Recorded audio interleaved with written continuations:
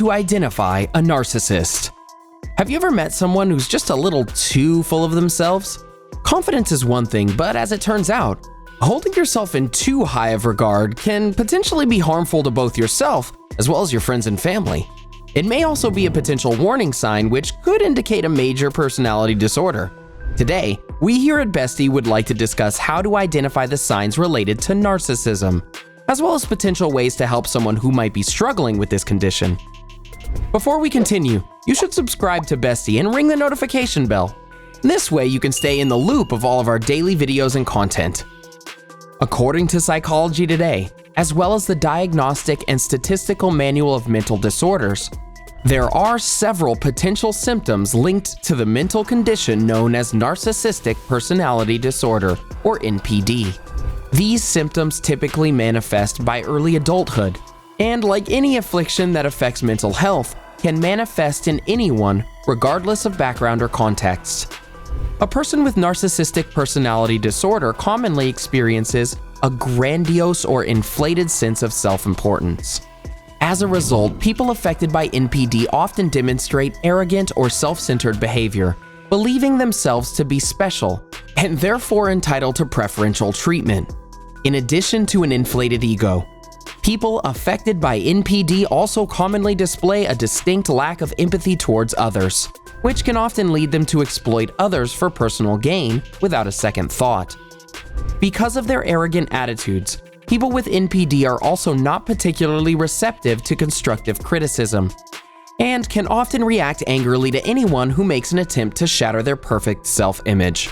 However, in some cases, individuals with NPD may also respond to criticism more graciously, or, at the very least, pretend to.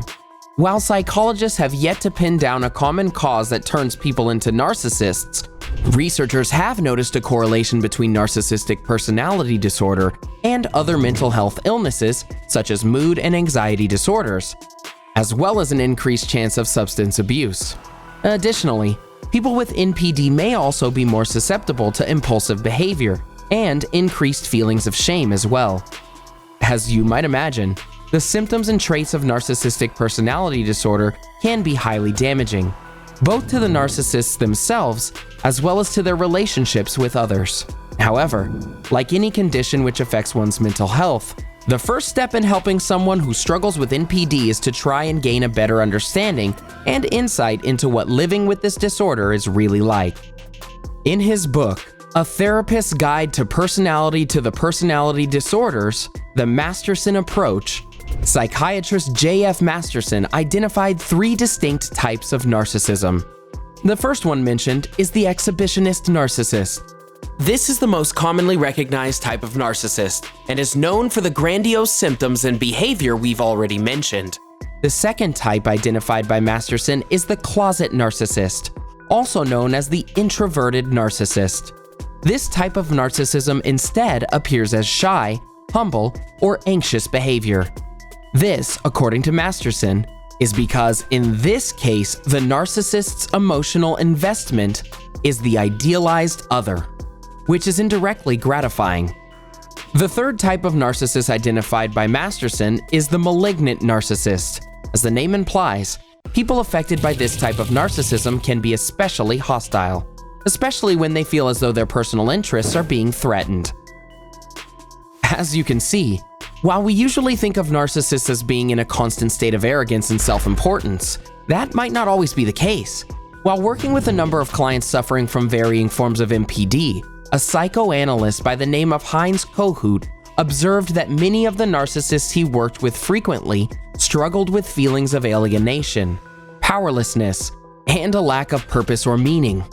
In fact, Kohut's research indicates that narcissists may actually tend to fluctuate wildly between feelings of superiority and inferiority, with the narcissist's behavior and mindset being affected by whichever of these two moods they're currently going through. For example, a narcissist's feeling of inferiority and shame might lead them to have an idealized view of other people around them, while a narcissist currently experiencing feelings of superiority would suppress that shame by projecting their flaws onto others instead.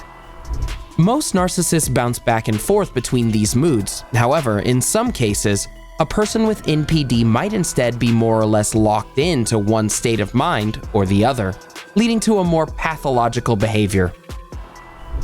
As we mentioned, narcissistic personality disorder isn't just harmful to the narcissist in question. It can also potentially have an effect on the relationships the narcissist has with other people. In her article, Understanding the Mind of a Narcissist, codependency expert Darlene Lancer outlines what someone in a relationship with a narcissist can expect. According to Lancer, narcissists may come to view romantic partners as extensions of themselves, demanding constant praise and validation from the person they're dating in order to maintain the self-image they've constructed. Lancer also states that many narcissists are also perfectionists, and as such may also set unrealistic expectations for a partner or spouse, only to be upset and dismissive when the partner fails to meet those standards. Narcissists use manipulation and guilt to get what they want from people they're close to, and, in most cases, won't even show proper gratitude when their wants and needs are actually met. As a result, Lancer states that people in a relationship with a narcissist will often feel drained by the constant thankless demands from their partner, and will often start to experience self-doubt and a lack of confidence as a result.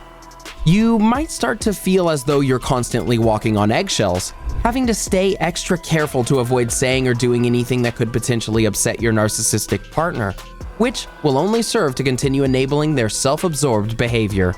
When a person struggling with NPD is allowed to have complete control over their relationship, this leads to a toxic and unbalanced situation in which nobody benefits.